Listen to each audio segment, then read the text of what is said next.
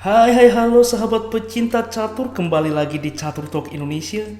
Bagaimana kabar kawan-kawan? Semoga kita sehat selalu dan rezeki kita dilancarkan, amin. Kawan-kawan, ini adalah analisa permainan Komodo menghadapi Stockfish. Kita lihat elo rating Stockfish masih lebih tinggi, dan perlu diketahui sebagai informasi, ini adalah breaking news di mana pada Top Chess Engine Competition season ke-19 ini adalah kemenangan pertama Komodo terhadap Stockfish. Di dalam agenda ini sebelumnya bahwa Stockfish adalah pemimpin turnamen ini. Dan di kesempatan ini, Komodo mengalahkan Stockfish dengan tanda kutip kontroversial, di mana ada momen Stockfish membuat kesalahan langkah. Dan diduga karena bug atau kesalahan sistem dari komputer Stockfish. Penasaran bagaimana permainannya? Simak terus di Catur Talk Indonesia.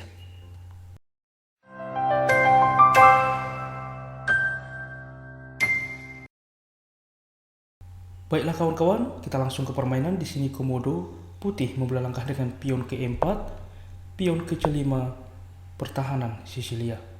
Kuda ke F3, D6, D4, pion memukul pion, kuda memakan, kuda ke F6 mengancam pion pusat, kuda ke C3 melindungi pion pusat, dan A6.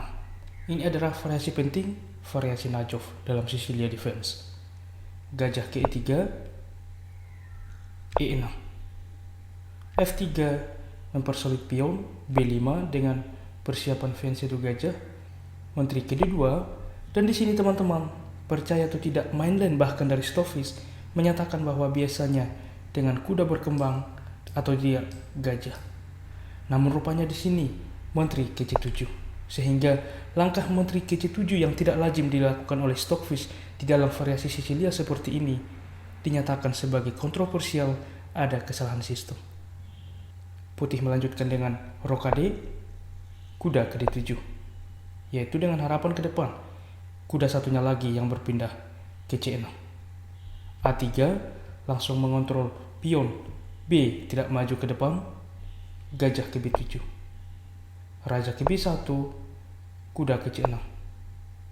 Dengan rencana juga menukarkan kuda, H4 langsung membuka file H, atau juga di sini berencana untuk mengaktifkan benteng. H5, benteng ke H3, kita lihat manuver benteng ke depan, kuda ke F6, benteng ke G3, benteng ke D8, langsung mendorong pion, menteri ke F2. Kita lihat serangan secara tidak langsung di mana mengaktifkan kuda ke depan dan gajah akan menusuk menteri dan juga benteng. Sehingga benteng ke D7, gajah ke E2. G6 mempersolid pion dan juga mengaktifkan gajah. F4, B4. Kita lihat langsung mengancam kuda. Dan di sini adalah langkah yang cukup powerful dari Komodo dengan pengorbanan kuda memukul pion pusat. Kita lihat teman-teman, pengorbanan kuda ini. Tapi sebelumnya, Bang, bagaimana jika pion memukul pion? Ini adalah harapan Stockfish dengan harapan jika kuda memakan.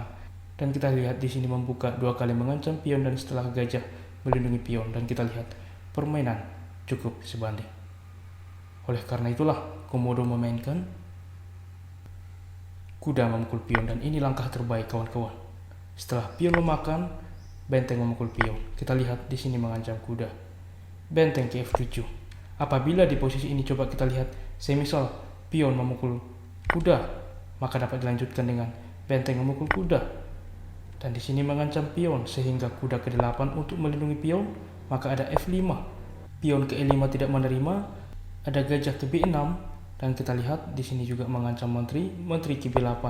Dan lihat di sini posisi putih cukup aktif sedangkan hitam lebih pasif.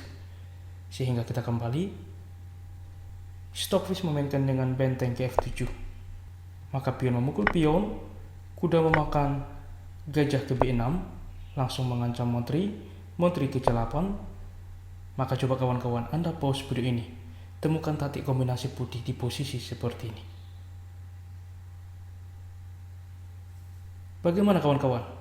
Ya, benar, dengan benteng memukul kuda mengorbankan benteng dengan harapan setelah benteng memakan, maka menteri ke D4 memforking benteng dan kuda di mana kedua perwira ini tidak ada penjagaan. Hitam akan menyelamatkan salah satunya sehingga gajah ke-7 menyelamatkan benteng, tentunya menteri memukul kuda. Benteng memukul pion, gajah ke-3 langsung mengancam benteng, benteng ke F7, menteri ke B3. Kita lihat teman-teman, tetap mempertahankan ancaman terhadap gajah dan juga mempersiapkan gajah putih untuk menekan pion E6.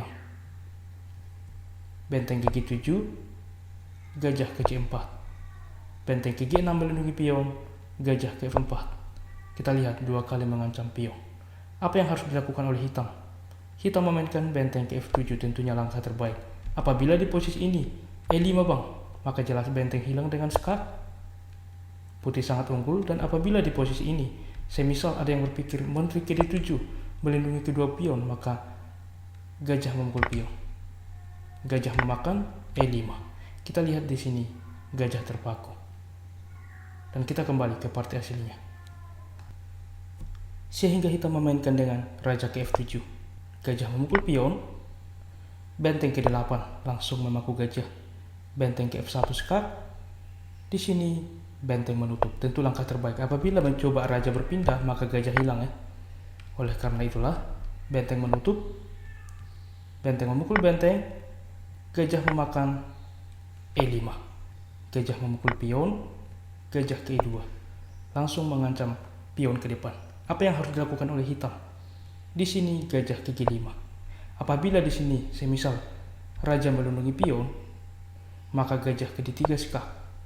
Raja ke H6, menteri ke B4 mengancam gajah. Gajah ke G5, kuda ke E4 akan aktif kuda ke depan. Apabila gajah memakan, maka menteri memakan. Kita lihat di sini ancaman skakmat tak dapat dicegah. Kita kembali.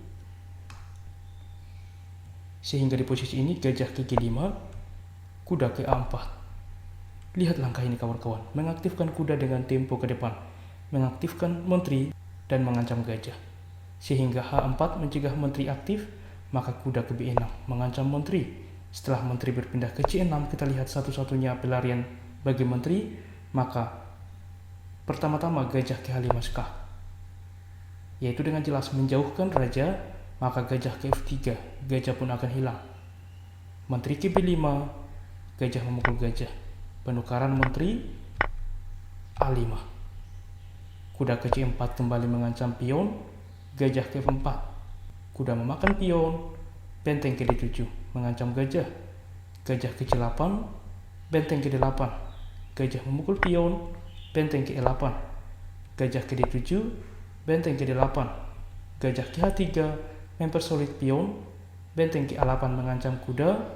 Kuda ke C4. Gajah ke G5, B4, yaitu dengan jelas mempromosikan pion ke depan, dan di sini juga gajah memperkuat pion.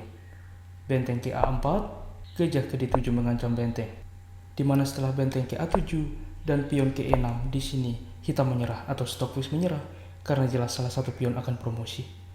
Semisal kita lanjutkan permainan, gajah ke D8, maka jelas B5, benteng ke B7, gajah ke C5, benteng ke A7, B6, benteng ke A6, B7, maka kita lihat pion akan tak terhentikan untuk promosi. Jelas putih sangat unggul, dan untuk itulah Stockfish menyerah. Bagaimana kawan-kawan permainan ini, di mana di langkah menteri sebelumnya adalah langkah lemah dari Stockfish yang diduga ada bug atau kesalahan dari komputer. Dan seperti biasa di akhir permainan kita memberikan Fajal. Selamat menjawab di kolom komentar. Ini di teman-teman Fajalnya, putih melangkah dan menang. Silahkan tuliskan jawaban Anda secara lengkap di kolom komentar, dan kami akan memilih dan mengepin bagi yang benar sehingga dapat dilihat oleh semua sahabat pecinta catur. Baiklah kawan-kawan, demikianlah permainan catur hari ini dari Catur Talk Indonesia.